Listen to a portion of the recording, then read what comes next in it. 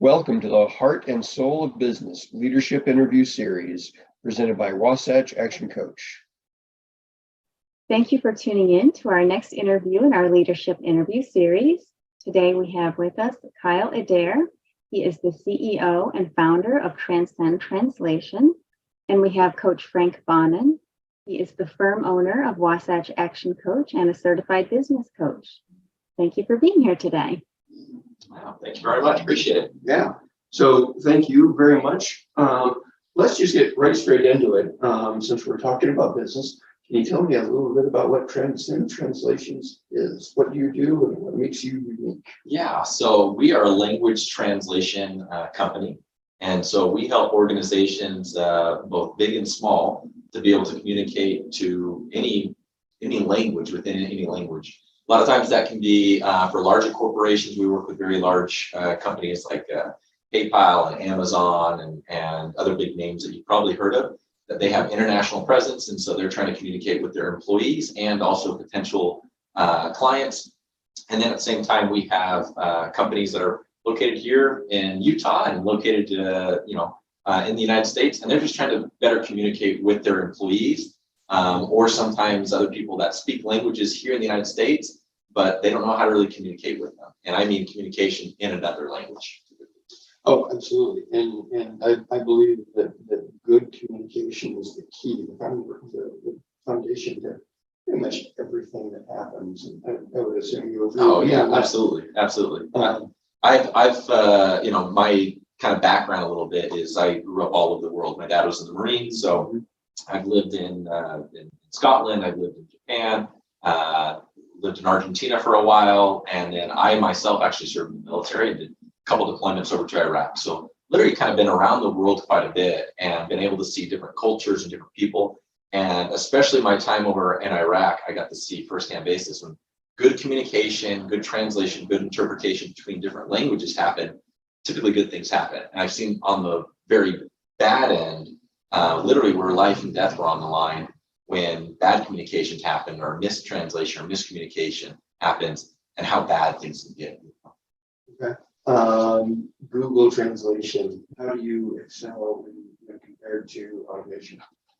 So we leverage that depending on the options of what the client potentially wants and needs. A lot of people are afraid of future technologies coming out. I very much, in our company, we very much embrace it. Because those are definitely things that are becoming better and they can be utilized that can reduce down cost and overall help on speed of communication as well too. So I'm actually all for it. We do have some clients that use that, but there's still overall, when it's all said and done, professional human translation versus machine translation. Human translation is definitely better when it comes to quality, but at the same time, if you're looking for speed or massive cost savings, that is an option. And so we weigh out those options and provide those to our clients and keep them in the driver's seat, and they can decide what's best for their organization. Oh, absolutely. I think of some of those automated translations. Things are great if you're a tourist trying to find a bathroom.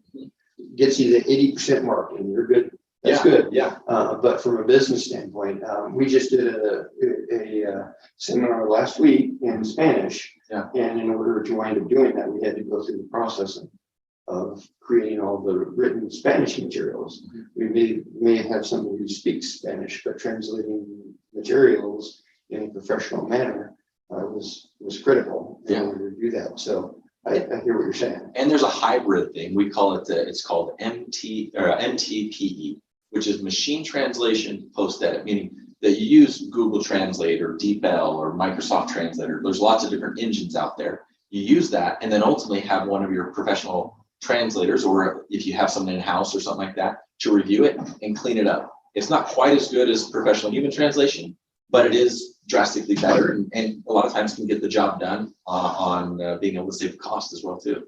Oh, awesome. I like that. I like that range of services that you're providing. So that's fantastic. How long have you been in business? We have been in business just a little over 1.5 years at this point. So That's fantastic. Pretty new, but we have been growing very, very quickly. It's been fun. That's awesome. I'm glad to hear that. So what would you say, what made you decide to become a business owner? I think just I was doing before that consulting work for other translation companies and solar companies actually, and saw that. And really, when it comes down to it, I don't think it was anything on my own accord of going, well, I've got to go start a company. Just on a spiritual sense, I just felt like God just said, it's time, and you need to step up and stretch yourself and grow in new ways that I didn't know if I could, and so ultimately I just kind of took that leap of faith and thought, okay, well, I'll go do it and we'll see how it turns out. But obviously it was very optimistic, that thinking, yeah, I think I can do this. And I'm growing and getting stretched in so many different ways that I didn't imagine at first, which I look at it, if life was only about dollars and cents, then, for me, that'd be a little bit disappointing, but I'm here to learn, I'm here to grow. And those life lessons that I'm having right now are really invaluable. I completely agree with you with the life lessons and learning and growing, and Wasatch actually puts such one that we focus on. In fact, that's one of the reasons why we have books in the background right behind us, because in addition to a business interview, I endorse reading books. Those are listening audiobooks, that too. That's good. That's good. Yeah. But learning. Yeah, that's I wouldn't say like there's plenty of people that read many more books than I do, but I do enjoy reading books. And then typically when I work out in the morning, it's usually a book or a podcast or something like that, because I want to learn and grow. But then the real question is, and that's probably what you deal with a little bit more, is let's go put it into action. Actually, knowledge is one thing. If it's not into action, it just is knowledge, and there's not much there. Absolutely. I had a conversation with somebody about that topic 2 hours ago. What?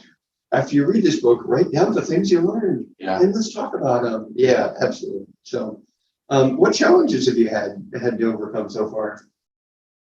I think you don't know what you don't know. I mean, fun things of payroll and HR and all those things that you just kind of go, well, when I worked at another company, I just got paid, and when other people were headaches, they either got let go or there was just a mess there, but I didn't have to deal with that stuff, And thankfully within our company, we have phenomenal employees. I haven't had an issue in that aspect, but it is still something you have to look at. And as the thing that comes up to me is just growing and scaling and having to deal with that.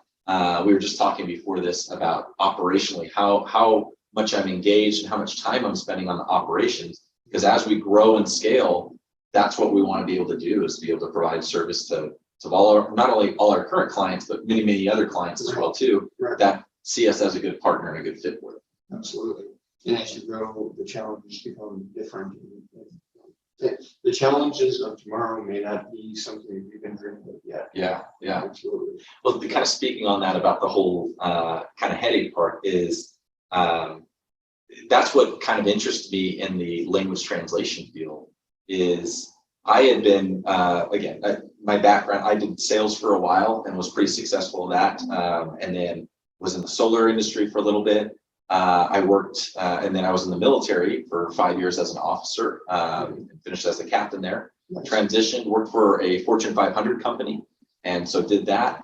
And all during that time, there was more than many days that I woke up and thought, I do not want to go to work today. I just don't. Yeah, there are good people there, and yeah, it's okay, but it just really wasn't what called to me. It wasn't until I found the translation industry that I realized my background and what I'd gone through in my life. I was made for this. I was built for this. I speak Spanish fluently, familiar with Japanese, familiar with Arabic and things like that. But that's when I realized that I was really built for it. And things become less of a headache when I wake up, and that's what I do right now. And ever since I've been in, the translation industry for about 10 years now, I wake up and I'm excited about the challenges. There's not going to be a single day that's exactly the same. A client's going to come to us with an interesting challenge that maybe we haven't figured out that solution yet, or maybe we need to figure out a whole different one. Literally just got off a call about 2 hours ago with a law firm talking about some specifics with that and creating a new path that they're very happy with and looking forward to exploring and going down that path. But ultimately, the challenge is that's what wakes me up. That's what drives me, and that's what I enjoy. So I'm all for that. Okay, awesome. I really appreciate you sharing that. I think that business owners, when they start their business, they have to start into something they're passionate about. They do, and usually they're the most passionate person around about that topic. Yeah. And that's what they should be. That's fantastic. That passion doesn't necessarily apply to everything else that a business owner has to do. Oh, yeah. But being passionate about that topic is absolutely fantastic. So, what's next? You mentioned growing. Yeah. Or when you say growing, are you thinking opening other offices, growing this office? Or are you thinking franchising? That's a good question. For me, it's just more growing just the company in general. I have employees in Florida and in Michigan, employees over in India and things like that. People all over the world, really. But I just look at it continually growing. I don't really look at the franchise sense or anything like that, or even in a sense of hard physical locations. We're doing very good of growing all in a sense virtually, which works out very, very well. The next steps is just continuing that growth more and more and more, really is what it really comes down to. Just finalized that we're not going to move forward actually with an acquisition, which was pretty interesting.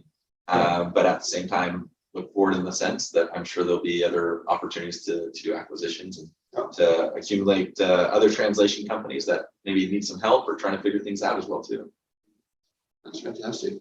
Because everybody, when they start their business, they should have a decision on what their exit is, and every other translation company, maybe their exit plan is for you to buy them. Yeah, exactly. Yeah. That's called a win-win situation. So, do you have anything you'd like to share specifically about what sets your company aside? Any promotions? I would say, yeah, the biggest thing is really culture when it comes down to that. As you talk to our employees, I think there's a noticeable difference that our clients absolutely notice and the employees absolutely notice as well too. They are bought in, that they know they're growing something, that they're part of something that is bigger than themselves. And then they know that they're actually making a difference for our clients' lives, and the work that they do as well too. And just knowing that you've got a very tight-knit team members that got your back. Good example today, we have 2 employees that are out today, and just being able to, how everything just works seamlessly because everybody's willing to pitch in, everybody's willing to help out. And if someone's having to put in more hours and try to make things like very quick, that other people are saying, hey, I'm available. How can I help you out? What can I do for you? And I think having that culture is a drastic difference to other places that I've been. And when I hear some people talk about the drudgery of other companies that they're at, I can very happily say that's not what we have. Our culture stands out not only for our employees, and that really goes back to, I think, what inspired me in a sense to grow and build something. I think the first thought, I'm going to start my own business. I'm going to be my own, business owner. I can go do whatever I want.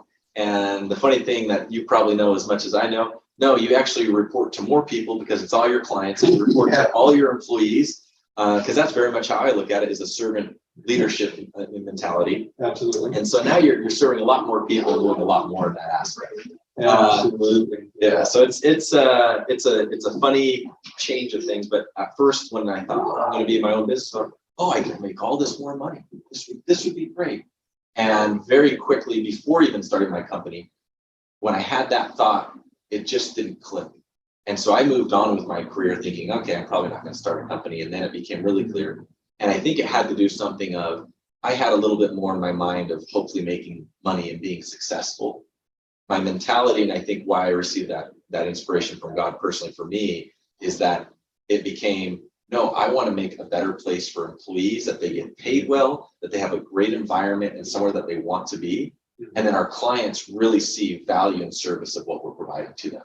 And that made a big difference. And money, if it comes, great. And if it doesn't, that's okay too. Obviously you want to have enough to pay your bills and stuff like that. Yeah. But at the same time, realizing that's a much stronger driving force than money. Oh, yeah. And it's a much stronger attraction force for your employees. Exactly. So you're attracting people like that and will want to live in that culture, and creates a better life for everyone involved. So that's fantastic. Okay. How can people find you online? You can go to transcendtranslation.com. Okay. Funny enough, there's another company called transcend.net. You'll notice because their website looks about 20 years old. What is it? .net? But they do something like transportation and translation, which I don't see how that really mixes, but that's all right. But I don't know if they're still all the way around, but there's a page there. So don't confuse it, but it's Transcend Translation, not plural, translation.com, and you can find us there. Okay, fantastic. All right, Jennifer, I'm going to hand it back to you. So we'll go ahead and start the lightning round. And my first question is, do you have a local nonprofit or charity that you like to promote and support? Funny enough, we are actually not so much a nonprofit. There's two personally that I follow. There's the USO, serving in the military. I got to see the USO help myself and my family personally as we were separated during my deployments. And so I donate there and have for years. But ultimately, one of the things that Transcend that we do is we actually donate translations as well too.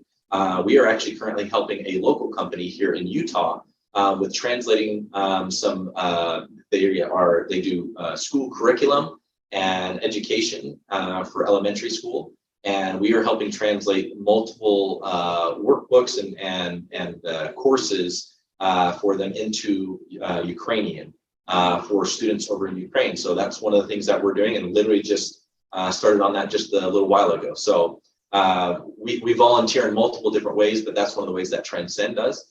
And then ultimately, speaking to culture, this isn't as much local. One of my employees actually over in India, on behalf of the company, using his own money, donated meals to children that very much impoverished children over there. That's kind of like an orphanage, I guess you could say, and donated over 50 meals to their orphanage because of that. So there's many ways that we give back, but it's not only just the company, it really is the people and the culture that we have here that people want to give and they want to help, regardless if it's coming from the company or them or whoever. That's fantastic. And I do recall seeing a post on LinkedIn about the gentleman in India. Oh yeah. I know we mentioned it. Yeah. Okay, and do you have a favorite local restaurant? You know what? My wife and I are a big fan when we can, usually about once a year, to go to Fleming's. We love the steakhouse there. But in Utah, you can't beat. I mean, we moved to Utah almost 10 years ago now at this point. You can't beat Cafe Rio. Anytime that we would fly back, my wife's family's from here. I mean, you can't beat that. Cafe Rio is a go-to place multiple times. When you come in, they got it right at the airport there. And when you leave, it's on the airport on the way out. And then I would definitely hit a spot or two here around the Salt Lake area. And what do you like to do here in Utah in the summertime? During the summer times, I think one of the busiest things is my kids and sports.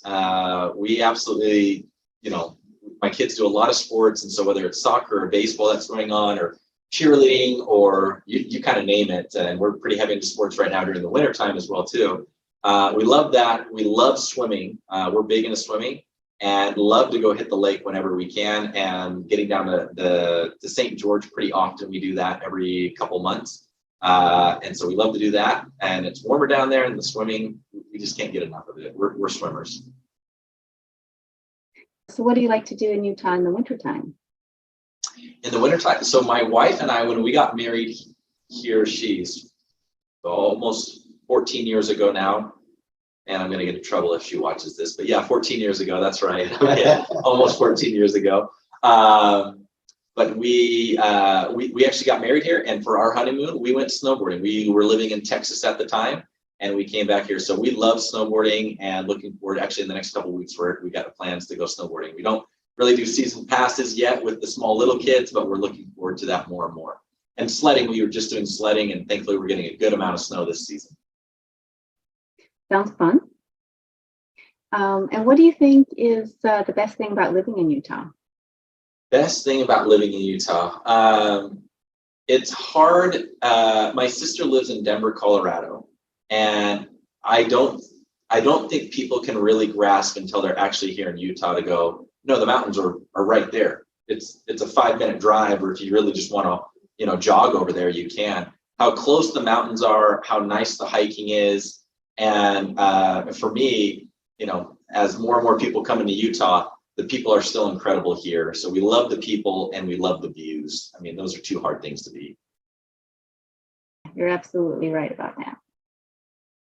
Okay, so the last question, what's the best piece of advice you've ever been given on either leadership or business ownership?